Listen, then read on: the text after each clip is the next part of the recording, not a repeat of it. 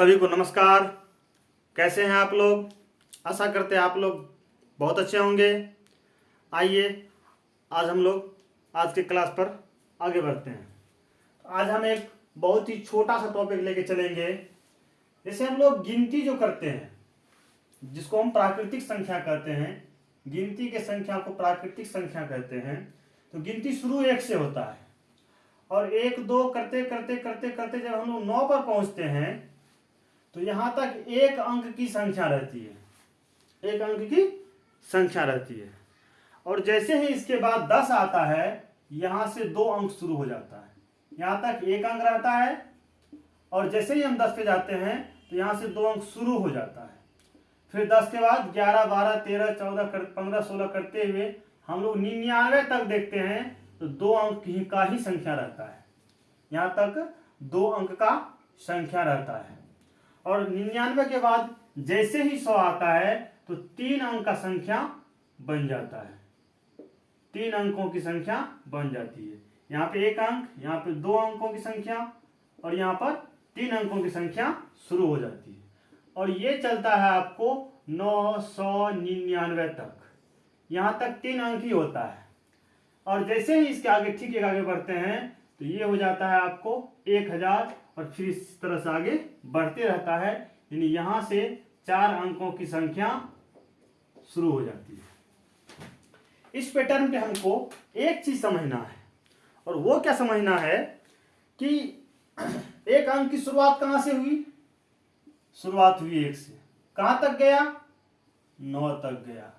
1 अंक शुरू हुआ गिनती 1 से और 9 तक गया। जो शुरू हुआ मतलब ये सबसे छोटा है और जहां पर ये 1 अंक समाप्त हुआ यानी 9 पर ये सबसे बड़ा हुआ।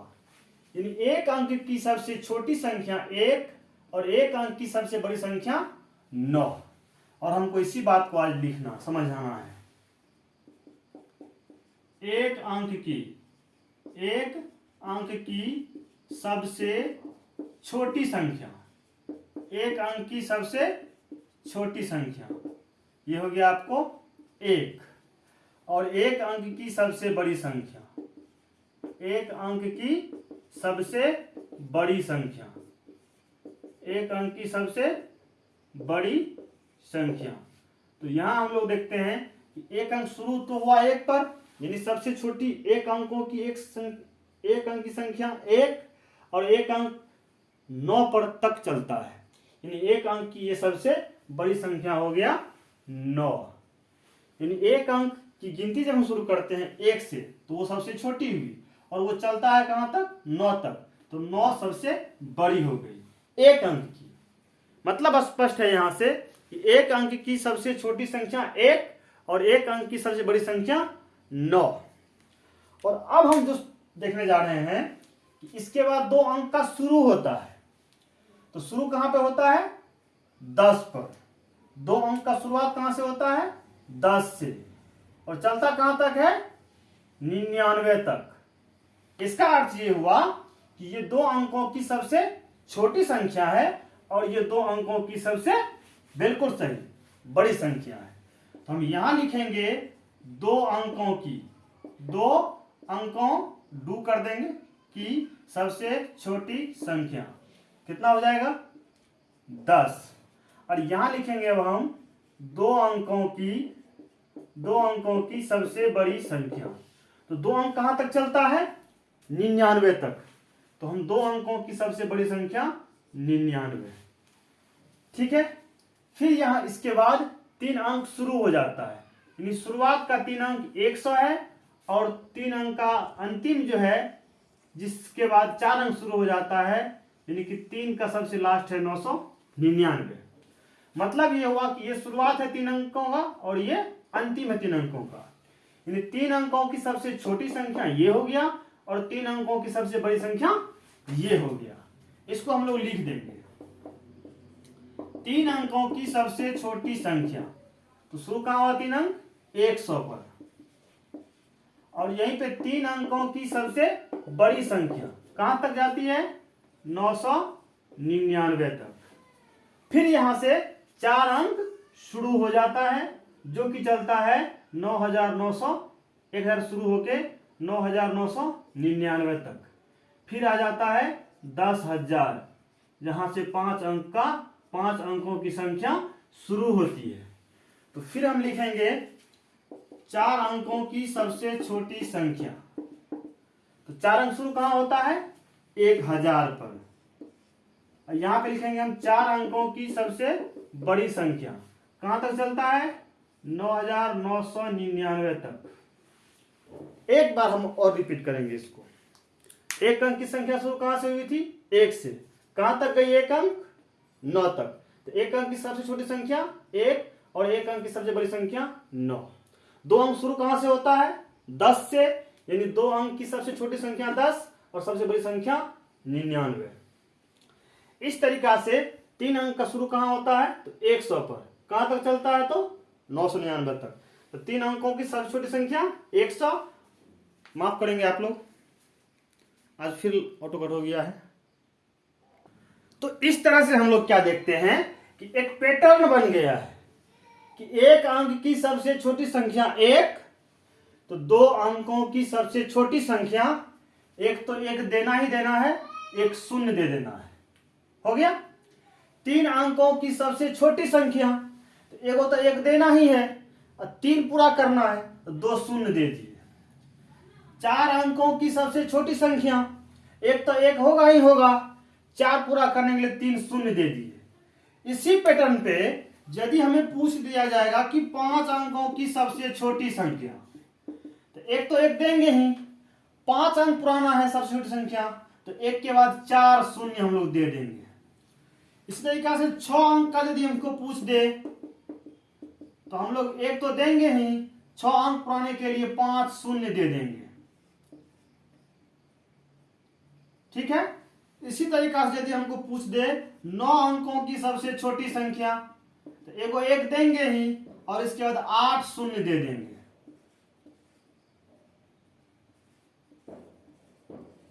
मतलब जितने अंक की छोटी संख्या पूछा जाएगा, मान लीजिए कहेगा 25 अंकों की सबसे छोटी संख्या, तो 1 दे देंगे और 24 0 दे देंगे। बोला जाएगा 15 अंकों की सबसे छोटी संख्या, तो एक तो 1 दे देंगे और 14 0 दे देंगे। फिर कहा जाएगा कि हमको 50 अंकों की सबसे छोटी संख्या, तो एक दे देंगे और 49 लगातार 0 दे देंगे। तो इस पैटर्न को आप लोग समझ गए होंगे। बड़ी अंकों में तो 1 अंकों की सबसे बड़ी संख्या, तो 1 अंक कहां समाप्त हुआ था? 9 पर ना, यानी 1 9 दे देना है। 2 अंकों की सबसे बड़ी संख्या, तो 2 अंक समाप्त कहां हुआ था? 99 पे, तो 2 9 दे देना है। 3 अंकों की सबसे बड़ी संख्या, तो 3 9। 4 अंकों की सबसे बड़ी संख्या, तो 4 9।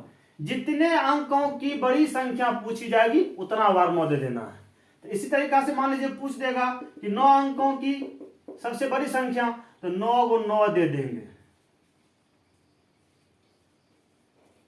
है ना। इसी तरीका से पूछ देगा 11 अंकों की सबसे बड़ी संख्या, तो 11 बार 9 दे देंगे। 25 अंकों की सबसे बड़ी संख्या, तो 25 बार 9 दे देंगे। इस तरीका से सबसे छोटी संख्या और सबसे बड़ी संख्या हम लोग बना लेंगे। इस पर सवाल कैसे पूछा जाता है उसका हम एक एग्जाम्पल देखेंगे, फिर हम आगे बढ़ेंगे। इसको नोट डाउन कर सकते हैं आप लोग। इसके ऊपर आपके सामने एक बहुत ही सिंपल सा सवाल हम दिए हैं। वो सवाल क्या है, वो प्रश्न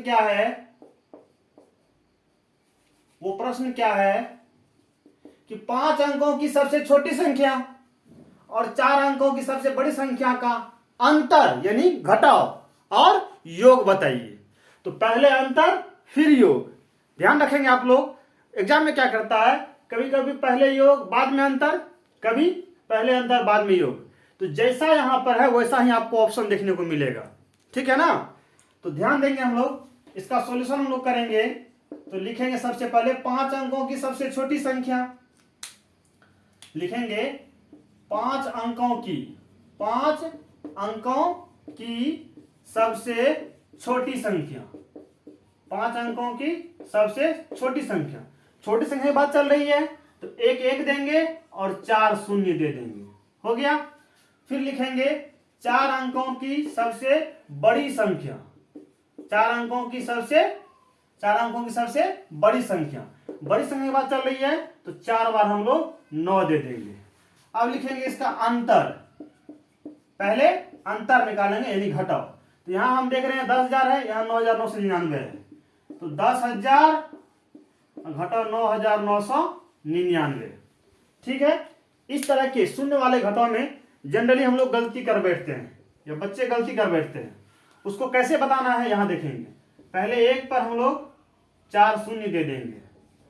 ठीक है, ये इसके लिए इकाई है तो इसके लिए इकाई, इकाई नीचे में इकाई देते हुए हम लोग इस तरह से दे देंगे और हम माइनस करेंगे। तो शून्य में से 9 घटेगा नहीं, हम ठीक आगे बढ़ेंगे। यहां भी ऑलरेडी 0 है, तब हम आगे बढ़ेंगे, फिर इसके बाद हम यहां बढ़ेंगे और यहां पर आएंगे तो यहां कुछ है ही नहीं, यानी कि शून्य है। शून्य मतलब कुछ नहीं। शून्य की अवधारणा आप ऐसे समझिए, अभी मेरे हाथ में कितनी उंगलियां हैं, कितनी उंगलियां खड़ी है, 4, बिल्कुल सही। अब कितनी, 3, अब कितनी, 2, अब कितनी, 1, अब कितनी, 1 भी नहीं। और इसी को बोलते हैं हम लोग शून्य, इसको हम लोग बोलते हैं शून्य। क्लियर है। तो शून्य है, इसके पास कुछ है ही नहीं। इनके पास गए मांगने के लिए तो ये बोला हम तो ऑलरेडी शून्य है। फिर जब हमको अपने पास नहीं है, पड़ोसी के पास गए वो भी शून्य नहीं है, तब हम उससे थोड़ा सा आगे बढ़ते हैं, फिर हम उससे आगे बढ़ते हैं, फिर हम उससे आगे बढ़ते हैं। यहां पर कितना है, 1 से हम कितना लेंगे, 1 लेंगे और आगे बढ़ेंगे। यहां क्या बच गया, 1 से तो 1 ले ही लिए, कुछ बचा ही नहीं, शून्य हो गया। 1 लेके जब यहां हम आते हैं डायरेक्ट यहां नहीं चल जाएंगे, क्योंकि जिस क्रमबद्ध में हम आए हैं उसी स्टाइल में हम जाएंगे भी यहां तक। तो 1 लेके यहां पर आते हैं तो इनके लिए ये दहाई का अंक था, इनके लिए ये दहाई का अंक है। 1 दहाई 10, अब यहां कितना हो गया, 10। अब इस 10 में से हम 1 निकालेंगे, कितने बच जाएंगे, 9। 1 निकालेंगे अगला को देने के लिए, यहां बच गया 9। अब फिर इन 9 से जो 1 निकाले यहां लेके आएंगे, 1 दहाई, यहां पे फिर 10 हो गया। फिर 1 निकालेंगे अगला को देने के लिए, यहां बच जाएगा 9। फिर 1 देंगे इसको, 1 दहाई 10, फिर 1 निकालेंगे उसको देने के लिए, यहां बच जाएगा 9। फिर यहां पे आएंगे तो 1 दहाई 10, 10 में से 9 माइनस करेंगे तो 1 बचेगा। यहाँ 9 में से 9 गया 0, 9 में से 9 गया 0, 9 में से 9 गया 0 और यहाँ पर 0। तो किसी भी संख्या में कितना भी 0 रहे कोई फर्क नहीं पड़ता है, यानी सिर्फ अंतर जो है वो 1 आएगा। अब हम जब इसका योग करेंगे यानी कि जोड़ेंगे तो 10,000 में जोड़ देंगे 9,999। तो सिंपली इसको जोड़ देना है बस, 9 9 9 9 1, यानी कि ये आपको हो गया 19,999। जिस ऑप्शन में मान लीजिए कि किसी ऑप्शन में 1 दे के 19,999 है, उसी ऑप्शन को टिक करेंगे। ऐसा नहीं हो कि 19,999 और कोमा 1 है तो इस ऑप्शन को आप टिक नहीं करेंगे। क्यों नहीं करेंगे, क्योंकि पहले अंतर है फिर योग है। तो अंतर हमें पता है 1, तो पहले 1 होना चाहिए और योग बाद में है तो योग बाद में होना चाहिए। ये वाला ऑप्शन सही करना है, इस ऑप्शन को टिक नहीं करना है। ठीक है ना, बहुत ही बारीकी अंतर है। मेरी समझ से यहां तक आप लोग समझ गए होंगे। और फिर जब हम बुक शुरू करेंगे तो वहां पे इसको और भी स्पष्ट करेंगे, है ना। कभी कभी अंतर में कहता है गुना करके बताइए, कभी कभी अंतर में कहता है किसी चीज से भाग करके बताइए, है ना, वो हम आगे देखेंगे। इसको नोट डाउन कीजिए, फिर हम लोग आगे बढ़ते हैं। अब जो हम अगला टॉपिक पढ़ेंगे वो टॉपिक होगा कि भिन्नों को दशमलव रूप में निरूपण या निरूपित करना, निरूपण या निरूपित। ठीक है, हम लोग भिन्न को दशमलव के रूप में कैसे लिखेंगे। तो हम लोग पहले 2-4 भिन्न ले लेते हैं। सबसे पहले एक भिन्न ले लेते हैं 1/4, फिर ले लेते हैं हम लोग 12/5, फिर ले लेते हैं हम लोग 13/4, फिर हम ले लेते हैं 10/3, फिर 20/6, फिर हम ले लेते हैं 3.1/2। इस तरीके के भिन्न हम लोग दशमलव निरूपित करेंगे। तो सबसे पहले हम लोग 4 से भाग देंगे 1 में, विभाजित होगा नहीं तो हम लोग क्या करेंगे, दशमलव देंगे। दशमलव खाली में नहीं बैठता है, शून्य देके बैठता है। तो दशमलव जैसे ही आएगा तो यहाँ पर ऑटोमेटिक शून्य बैठ जाएगा। अब 4 दूनी 8 लग जाएगा, माइनस करेंगे 2 बचेगा। अब जो है ना दशमलव पड़ चुका है तो एक शून्य ऑटोमेटिक बैठ जाएगा। 4 पंचे 20, ये विभाजित हो गया। इसका आ जाएगा 0.25, 0.25 हो गया आंसर। कैसे किए? 4 से हम 1 में विभाजित करना शुरू किए तो 4 से ये छोटा था। आप इसको ऐसे भी कर सकते हैं, देखिए बगल में कर देता है, समझिए इसको। 4 से 1 में हमको लगाना ही लगाना है पहली बार, तो 4 से 1 बार में भी लगाएंगे तो 4 आना चाहिए। यहाँ पर 1 है तो हम क्या करेंगे 0 बार में लगा देंगे। 4 से 0 0 हो जाएगा, 1 उतर जाएगा। ठीक है, तो 1 बार हम लगा चुके हैं, अब यहाँ पर हम रुक जाएंगे। अब हम क्या करेंगे, यहाँ पॉइंट देंगे तो यहाँ 0 आ जाएगा। अब लगाएंगे तो 4 दूनी 8 लगेगा 2। अब पॉइंट दे चुके हैं तो शून्य ऑटोमेटिक बैठ जाएगा घटने के बाद। 4 पंचे 20, इसको आप ऐसे भी समझ सकते हैं, कोई दिक्कत नहीं है। तो यहाँ पे हम लोग डायरेक्ट पॉइंट दिए, शून्य डायरेक्ट दे दिए, तो 4 दूनी 8, 2 बचा, फिर शून्य ऑटोमेटिक क्योंकि दशमलव बैठ चुका है तो 20 हो गया। 4 पंचे 20। ठीक है, आगे देखेंगे हम लोग। यहाँ है 12 से 5 में, तो 5 से हम लोग भाग करेंगे 12 में, तो 5 दूनी 10, 2 आएगा। घट के बचा है, जितनी बार हम लोग उतारते हैं उतनी ही बार हम लोग भागफल में कुछ न कुछ देते हैं, लगाते हैं। यहाँ घट के बचा है इसलिए अब दशमलव हम उपयोग कर सकते हैं। या दशमलव देंगे, यहाँ शून्य आ जाएगा, 5 चौके 20, इसको हम लोग लिखेंगे 2.4। यहाँ 4 से 13 में, 4 से 13 में, 4 से 13 में, 4 तिया 12, 4 तिया 12, घट के बचेगा 1। तो घट के बचा है इसलिए हम दशमलव का इस्तेमाल कर सकते हैं। जैसे ही दशमलव देंगे यहाँ शून्य आ जाएगा। 4 दूनी 8, माइनस करेंगे 2 आएगा। दशमलव दिया हुआ ही है तो घटने के बाद एक शून्य अब इसमें बैठ सकता है। 4 पंचे 20, ये आपको आ गया 3.25। यहाँ 3 से 10 में, 3 से 10 में, 3 तिया 9, घट के बचेगा 1। तो घट के बचा है इसलिए हम दशमलव का इस्तेमाल कर सकते हैं। जैसे ही दशमलव देंगे यहाँ एक शून्य आ जाएगा। 3 तिया 9, फिर 1 बच जाएगा, एक शून्य फिर बैठ जाएगा क्योंकि दशमलव का इस्तेमाल हम लोग कर चुके हैं। 3 तिया 9, फिर 1 बच जाएगा, दशमलव का इस्तेमाल हो चुका है, फिर शून्य दे देंगे, फिर 3 तिया 9। एक चीज यहां पर देखिए आप लोग, अब ये जो है 1 बचते हुए रह जाएगा और 3 बार में लगते रह जाएगा। ये जिंदगी भर करते रह जाएंगे हम लोग। फिर यहाँ पे शून्य बैठाएंगे, फिर 3 से लगाएंगे, फिर 10 में से घटेगा 1, 10 में से घटेगा 9 तो 1 बच जाएगा। यानी कि 3 बार में हम लगाते रह जाएंगे और यहाँ पर 1 बचते रह जाएगा। मतलब कहने का ये सेंस है कि ये 3 जो है ना अनलिमिटेड जिंदगी भर आते रहेगा। कैसे देखिए, 3 तिया 9, 1 बचा, दशमलव दिए, शून्य आया।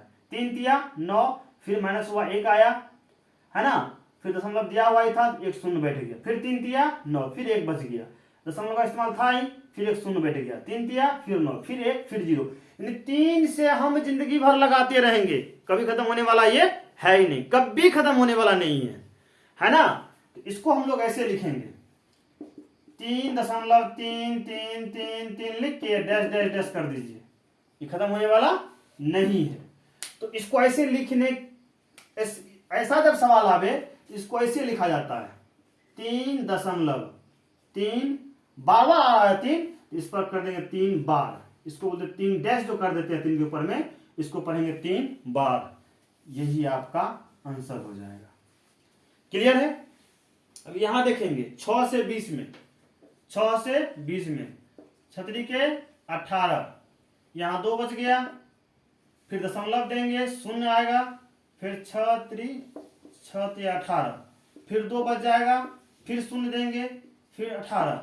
मतलब यहां भी वही बात है, फिर दशमलव दिया हुआ शून्य बैठेगा तो फिर 18।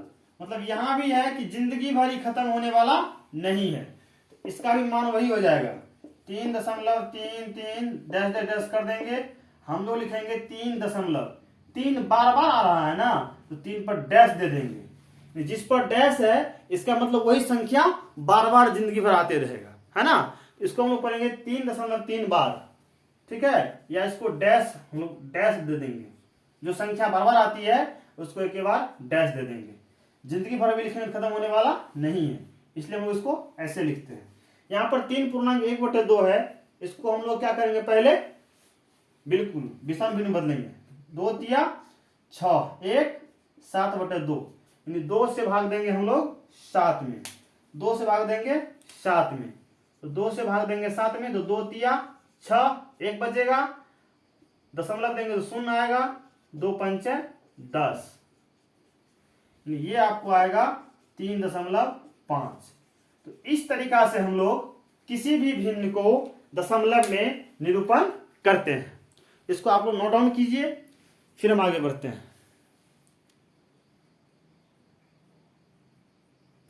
चलिए अब हम लोग कुछ एग्जाम्पल और देख लेते हैं। यहाँ 788/10 है, 10 से हमको भाग करना है 788 में, तो 10 7 70, 8 आएगा, फिर हम यहाँ 8 उतारेंगे 88, तो 10 8 है 80, 8 आएगा।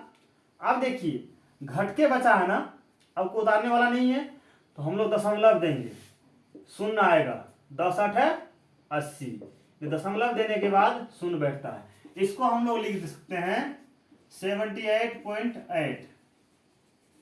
फिर यहाँ 10 से 88 में भाग देना है, 10 से 88 में, तो 10 8 है 80, 8 बजेगा, घट के बचा है इसलिए लगाने की आवश्यकता नहीं है, उतारते तो लगाते, घट के बची है, दशमलव देंगे 0 आएगा, 10 8 है 80, इसको हम लिखेंगे 8.8। यहां हम क्या देख रहे हैं कि ये दे दिया गया हमको मिश्रित भिन्न में, तो हम इसको लोग पहले इसको विषम भिन्न बदल लेंगे। 10 चौके बिल्कुल सही 40, 2 42/10, 10 से भाग देंगे हम लोग 42 में, तो 10 चौके 40, घट के बचेगा 2। अब हम दशमलव का इस्तेमाल करेंगे, यहाँ 0 आएगा, 10 दूनी 20, यानी कि ये हो गया आपको 4.2। ये तीनों एक तरीके का सवाल हमने क्यों लिया, इसीलिए लिया एक कंसेप्ट क्लियर होता है। यदि 1 पर 1 शून्य है, 1 पर 1 शून्य है, तो संख्या में 1 अंक के बाद दशमलव बैठ जाता है। यहाँ 788 था और नीचे 1 पर 1 शून्य हो, 1 पर 1 शून्य था यानी कि 8 के बाद दशमलव बैठ गया। यहाँ भी सिर्फ 1 पर 1 शून्य था तो 1 अंक के बाद दशमलव बैठ गया। यहाँ भी 1 शून्य है तो 1 अंक के बाद दशमलव बैठ गया। यदि यहाँ पर 1 पर 2 शून्य रहता, मान लीजिए कि यदि यहाँ पर 788/2 शून्य रहता तो 2 अंक के बाद दशमलव बैठ जाता, यानी 7.88 हो जाता। यदि यहीं पर 788/1 पर 3 शून्य रहता तो 3 अंक के बाद दशमलव बैठ जाता। यदि 788/1 पर 4 शून्य रहता तो 4 अंक के बाद दशमलव बैठ जाता। यदि 788 के बाद यहाँ पर 1 पर 5 शून्य रहता, 1 पर ध्यान रखना है 1 पर हो तब 5 शून्य रहता तो 5 अंक के बाद दशमलव बैठ जाता। कैसे बैठ जाता वो देखेंगे। 3 अंक है तो 3 अंक के बाद दशमलव, यानी कि पहला 788 यहाँ लिख देंगे, 3 अंक खोजना है ना, 1 2 3 अंक, यहाँ दशमलव बैठ जाएगा। और दशमलव खाली में नहीं बैठता है तो यहाँ 0 दे दीजिए। यहाँ देखेंगे 4 अंक है तो 788 में हमको 4 अंक खोजना है, तो 1 2 3, चौथा अंक तो है नहीं है तो 0 दे देंगे, यहाँ दशमलव बैठ जाएगा। 4 अंक के बाद दशमलव, और खाली में दशमलव नहीं बैठता आप 0 यहाँ डाल सकते हैं।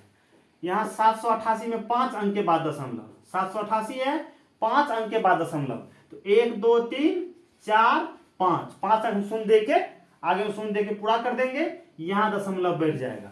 और दशमलव ऐसे भी लिख सकते हैं या इसके आगे में आप 0 भी दे सकते हैं। तो इसीलिए हमने 3 सवाल एक तरीके का लिया इसी पैटर्न को समझाने के लिए। जैसे यहाँ होता है ना 788/100 यानी 2 अंक के बाद दशमलव बैठ जाएगा, यहाँ हमको भाग करने की आवश्यकता नहीं है। मेरी समझ से आप समझ रहे होंगे। अब हम लोग इसको करते हैं 2/3 को, 2 से भाग देंगे 3 में, 2 से भाग देंगे 3 में, 2 से जब हम भाग देंगे 3 में, 2 एकम 2, 1 बचेगा घट के, है ना। तो अब यहाँ दशमलव का हम इस्तेमाल करेंगे, जैसे दशमलव डालेंगे यहाँ 0 बैठ जाएगा, तो 2 पंचे 10 यानी कि पूरा विभाजित हो गया, 1.5 इसका आंसर हो जाएगा। 3 से देंगे 2 में, तो 3 से जब 2 में देंगे तो क्या होगा, नहीं लगेगा, तो हम लोग दशमलव दे देंगे। दशमलव खाली में नहीं बैठता है तो शून्य दे के दशमलव दे देंगे, यहाँ शून्य आ जाएगा। 3 छाके 18 बच जाएगा 2। दशमलव का इस्तेमाल तो कर चुके हैं, अब ऑटोमेटिक एक शून्य बैठेगा। 3 छाके 18 फिर 2 बच जाएगा। दशमलव इस्तेमाल क्या हुआ है, एक शून्य बैठ जाएगा। 3 छाके 18 फिर 2 बच जाएगा। मतलब ये हम 6 से लगाते रह जाएंगे, 6 से हम लगाते रह जाएंगे और ये 2 आते रह जाएगा। समझ रहे हैं ना। इसको हम लोग आगे पढ़ेंगे, आवर्ती और अनावर्ती जो होता है वो 10th का है ना, उसको चर्चा करेंगे इसके बाद। तो हम क्या देख रहे हैं कि यहाँ 6 6 6 जिंदगी भर आते रहेगा, यहाँ 2 2 बचते रहेगा। इसको आप ऐसे लिख सकते हैं 0.6 6 2 3 दे दीजिए, ऐसे डैश डैश मार दीजिए और इसको सिंपली ऐसे लिखना 0.6 डैश, यानी 6 बार। ये इसका आंसर हो गया। क्लियर है। अब 5 से देंगे हम 12 में, 5 से देंगे हम 12 में, 5 दूनी 10 2 दशमलव देंगे, शून्य आएगा, 5 चौके 20। ये हो गया आपको क्या 2.4। यहां देखेंगे फिर है आपको संयुक्त भिन्न में, तो 5 तिया 15, 5 तिया 15 3 18 बट्टे 5, दोनों गुना होता है और ये जुटता है। 5 तिया 15 और जोड़ेंगे 3, तो 15 3 18 बट्टे 5, यानी 5 से हमको भाग देना है 18 में, 5 से भाग देना है 18 में। 5 तिया 15, यहाँ 3 बच जाएगा, हमको घट के बचा है, हम दशमलव का इस्तेमाल करेंगे, यहाँ शून्य आ जाएगा। 5 छाके 30, यानी ये आपको हो गया 3.6। यहाँ आपको देखिए 2 चौके 8 और 1 9 बटे 2 हो जाएगा। ये 2 से भाग देंगे हम लोग 9 में, 2 चौके 8, 1 बचेगा, दशमलव देंगे, शून्य आएगा, 2 पंचे 10, यानी 4.5 हो गया। इस तरीके के सवाल अब हमको लगता है कि आप लोग कहीं ना कहीं आप लोग ये समझ गए होंगे कि नीचे से ऊपर वाले को भाग करना है। जहां तक भाग करके गया ठीक है, उसके बाद हम दशमलव डालेंगे भागफल में, एक शून्य आ जाएगा। फिर हम लोग लगाते जाएंगे, आगे बढ़ते जाएंगे, तब तक लगाते जाएंगे जब तक कि पूरा पूरा विभाजित ना हो जाए। ठीक है। यदि विभाजित नहीं होता है, कुछ संख्या है, यहां पर तो एक ही संख्या 6 आ रहा है बार बार, कहीं कहीं क्या होगा 2 संख्या आएगा बार बार, कहीं पर 3 संख्या ही आते रहेगा बार बार, कहीं पर 4 संख्या आते रहेगा बार बार, कहीं 15 संख्या, कहीं 16 संख्या, और वो कभी खत्म नहीं होगा। ठीक है ना। तो वैसी स्थिति में हम लोग एक लिख देंगे और उसके ऊपर जो संख्या रिपीट हो रहा है, यहां पर एक संख्या रिपीट हो रहा है तो उस पर 1 पर बार, ये 2 संख्या रिपीट होगा तो दोनों संख्या पर बार, 3 हो रहा तो तीनों पर बार, है ना, यानी कि डैश। यहां तक आपको समझ गए होंगे, है ना। अब हम लोग क्या करेंगे, अब दशमलव से हम लोग भिन्न कैसे बनाएंगे। अभी हमने सीखा कि भिन्न से दशमलव, अब हम लोग सीखेंगे कि दशमलव से भिन्न कैसे बनाएंगे। ठीक है, वो चर्चा आपको हम ठीक अगले क्लास में करेंगे। ठीक है, निश्चिंत रहिए आप लोग। तो यहां हम लोगों ने 2 चीज सीखा। एक सीखा कि कुछ संख्याएं दशमलव के कुछ दूर जाकर पूर्णतः विभाजित हो जाती है। कुछ संख्या दशमलव के कुछ दूर जाकर, हो सकता है 1 2 3 4 5 6 7 8 बार लगाने के बाद पूर्णतः विभाजित हो जाती है, यानी कि पूरा पूरा कट जाता है। ऐसे को हम बोलते हैं शांत दशमलव प्रसार। ऐसे को हम क्या बोलते हैं, शांत दशमलव प्रसार। शांत दशमलव प्रसार। और कुछ संख्याओं में होता है कि वो कुछ संख्या चाहे 1 चाहे 2 चाहे 3 चाहे 4 चाहे 5, वो बार बार रिपीट होते रहता है, जिंदगी भर खत्म होने वाला नहीं होता है। जैसे यहां पर हमको एक मिला ये वाला, तो इस तरीके का मिलेगा, तो इसको बोलेंगे अशांत दशमलव प्रसार, यानी कि कभी खत्म जो नहीं होने वाला है। ये भी शांत है, ये भी शांत है, ये भी शांत है, ये भी शांत है, ये सिर्फ दशमलव जो था ना अशांत दशमलव प्रसार था। ये भी शांत है, ये भी शांत है और ये भी शांत है। और दशमलव के कुछ दूर जाकर यदि पूर्णतः विभाजित हो जाता है, कुछ नहीं बचता है शेष में, वो शांत दशमलव प्रसार है। लेकिन ऐसा भी आता है कि दशमलव के बाद एक संख्या, एक अंक, चाहे 2 अंक, चाहे 3 अंक, चाहे 4 अंक, चाहे 25 अंक, चाहे 30 अंक, 35 अंक रिपीट होते ही रह जाएगा। ऐसे को बोलते हैं अशांत दशमलव प्रसार। उसका भी अलग अलग प्रकार होता है ना। हम आपको 10th में, वो 10th का सिलेबस में है, जब हम 10th का बताएंगे तब बताएंगे। अभी कंसेप्ट क्लियर करने के लिए यही काफी था। इनको आप नोट डाउन कीजिए, ठीक है। वीडियो को आप जहां तक समझ में आवे ठीक है, जहां तक समझ में बैक करके देखिए। फिर भी दिक्कत हो, डिस्क्रिप्शन में मेरा मोबाइल नंबर है, उस मैसेज कीजिए, ठीक है। मिलते हैं कल अगले टॉपिक के साथ कि दशमलव को हम कैसे भिन्न में बदलेंगे। जब शांत रहेगा, शांत दशमलव प्रसार रहेगा तब कैसे बदलेंगे, जब अशांत दशमलव प्रसार रहेगा तब कैसे बदलेंगे। इसको नोट डाउन कीजिए आप लोग।